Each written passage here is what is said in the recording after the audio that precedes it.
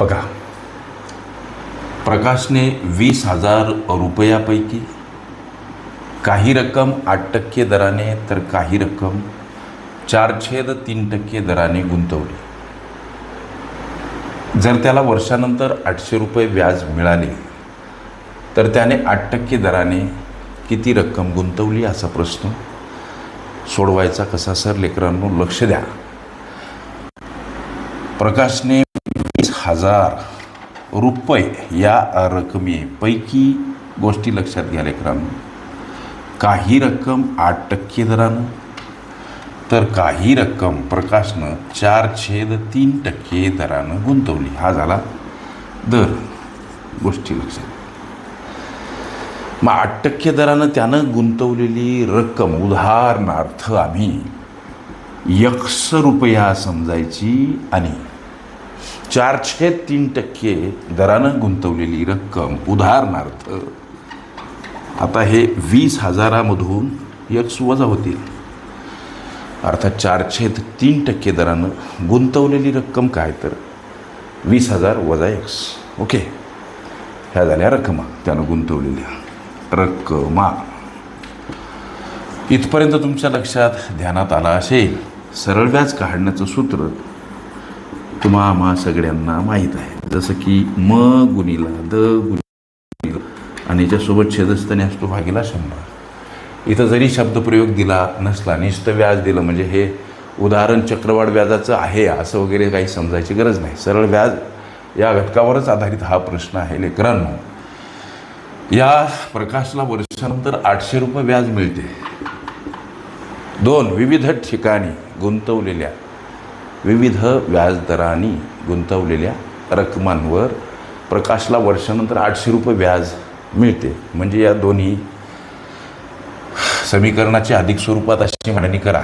8% दरानं गुंतवलेली रक्कम X, व्याजाचा दर 8%, वर्षानंतर 800 रुपये व्याज मिळते. म्हणजे मुदत इथं 1 वर्ष आहे. छेदस्थानी सूत्र सांगते तसं 100. आता अधिक स्वरूपात गोष्टी लक्षात घ्या. इकडं दुसरीकडं मुद्दल आहे 20,000 वजा X, याच्यासोबत व्याजदर 4/3 गुणिला 1 आणि छेदस्थानी काय हो 100. या दोन रकमा दोन विविध दरानं गुंतवल्या विविध ठिकाणी आणि या प्रकाशला वर्षानंतर मिळालेलं जे व्याज आहे ते इथं मांडा. इथं का मांडायचं? हे व्याज आहे आणि व्याजाचे व्याज काढून देणारे हे दोन सूत्र आहेत ॲज इक्वल. इथं गोष्ट एक लक्षात घ्या लेकरांनो. जर का समजा आम्ही 100ला किंवा दोन्ही राशीला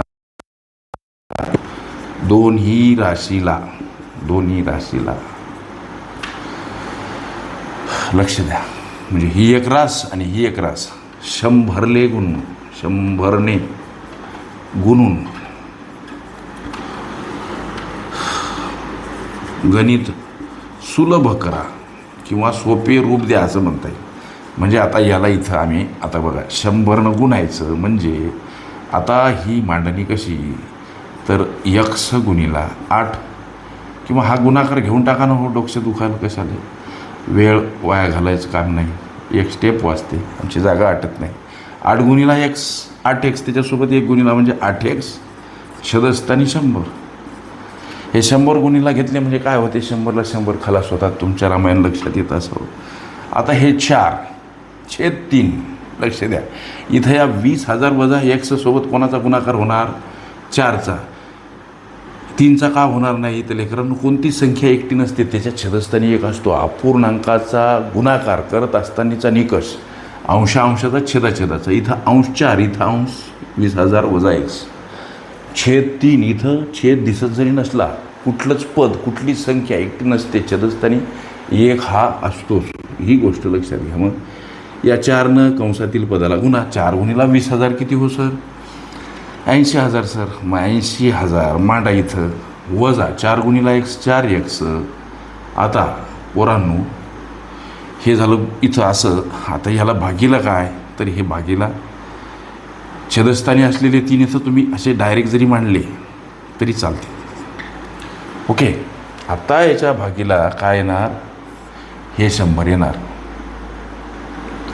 तुमच्या लक्षात येते का नाही काय माहीत. या 2 राशीला आम्ही 100नं गुणायचं, म्हणजे इथंसुद्धा 100नं गुणायचं. आता या 800सोबत सुद्धा 100 गुणीला घ्यायचे. गोष्टी लक्षात घ्या. या 100ला हे 100 खलास, या 100ला हे 100 खलास. मग इकडं उरलं काय 8x. पहा बरं पोरांनो, बारीक लक्ष द्या. काही अडचण आली तर विचारा. 8x अधिक इकडं काय 80,000 वजा 4x छेदस्थानी 3. आणि इकडं काय हो तर हे गुणाकार 8 1 8 त्यावर 4 0 1 2 3 4 0 म्हणजे 80,000 एकंदरीत. ओके. आता पोरांनो, हा सुद्धा पूर्णांकयुक्त अपूर्णांक याचं अंशाधिक रूपांतरण करावं लागतं. करत असताना छेदाने पूर्णांकाला गुणा, अधिक असेल अंश मिळवा, वजा असेल अंश वजा करा, छेदस्थानी छेद जसाच्या तसा मांडा. हे काही गणितीय गुणधर्म प्रत्येक गणिताला असलेले पाठ करा. 8 3 24x, त्याच्यामध्ये अंश मिळवायचा हा 80,000, त्याच्यासोबत वजा 4x आहेत, हे असं असं मांडा. छेदस्थानी छेद जसाच्या तसा, हे 80,000 सेपरेट इकडं. आता हे 3 इकडे जातात. का जातात? संख्या परस्पर विरुद्ध बाजूनं जाताना एखाद्या पदासोबत भागीला असेल गुणीला स्वरूपात, गुणीला असेल भागीला स्वरूपात, अधिक असेल वजा, वजा असेल अधिक, अंशस्थानी असेल छेदस्थानी, छेदस्थानी असेल अंशस्थानी मांडा. हे काय गणितीय गुणधर्म पक्के लक्षात ठेवा. आता इथं 24x अधिक 80,000 वजा 4x, इथं 80,000 सोबत गुणीला 3 गेले, भागीला असलेले 3 गुणीला गेले. इथं आता हे 24x मधून 4x गेले, इथं 20x ही वजाबाकी लक्षात आलं तुमची. आता इथं 80,000. ओके. इकडं काय तर हा गुणाकार 8 3 24 म्हणजे त्याच्यावर 4 0 1 2 3 4 2,40,000. या गणिताला इकडे घ्यावं का? इकडे घ्या, वळतं करा. 20x अधिक 80,000 2,40,000 सर. ओके. आता खुलास दिल खुलासपणे मोकळ्या मनानं 2,40,000कडे 80,000 परस्पर विरुद्ध बाजूने जाताना वजा स्वरूपात 20x बिनधास एकटे करायचे. 20x बराबर ही वजाबाकी 1,00,000 काय होणार? 1,60,000 नाही 80,000 2,40,000 1,60,000 सर. आता लेकरांनो एक्सला बिनधास्त एकटं करा. 1,60,000 भागीला जातील 20. गणितीय गुणधर्मांप्रमाणे संख्या परस्पर विरुद्ध बाजूने जाताना एखाद्या पदासोबत गुणीला असेल भागीला. हे तुमचं पाठ व्हावं म्हणून प्रत्येक गणितामध्ये मी ही टकडी लावतो. बापा हे गोरगरिबांचे लेकरं पर्याप्त वेळेमध्ये यांना निर्धारित यश मिळावं या कळकळीनं तळमळीनं हे माझं सांगणं. संख्या परस्पर विरुद्ध बाजूने जाताना एखाद्या पदासोबत गुणीला असेल भागीला, भागीला असेल गुणीला, अधिक असेल वजा, वजा असेल अधिक, अंशस्थानी असेल छेदस्थानी, छेदस्थानी असेल अंशस्थानी मांडावी लागते. मग आता इथं शून्याला शून्य घालवा. पहिले काय जे शून्य असतील अपूर्णांकाचे ह्या प्रोसेस करत असताना ते घालवायचे.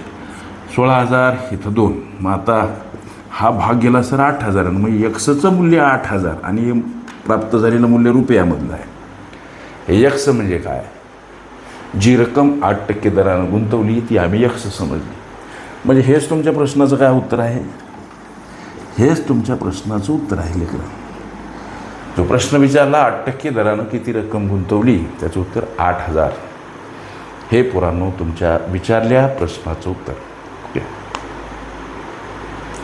मुद्दल काढणे, सरळ व्याज, व्याजाचा दर काढणे, चक्रवाढ व्याज, सरळ व्याज, चक्रवाढ व्याजातील फरक दर्शवला असता मुद्दल, व्याजदर, मुदत काढणे. हा सर्व माझ्या प्लेलिस्ट लेकरांनो अवश्य बघा. त्यामध्ये विविध स्पर्धा परीक्षा देणाऱ्या विविध परीक्षार्थ्यांनी विचारल्या विविध प्रश्नांचा सराव तुम्हाला करता येईल. ओके.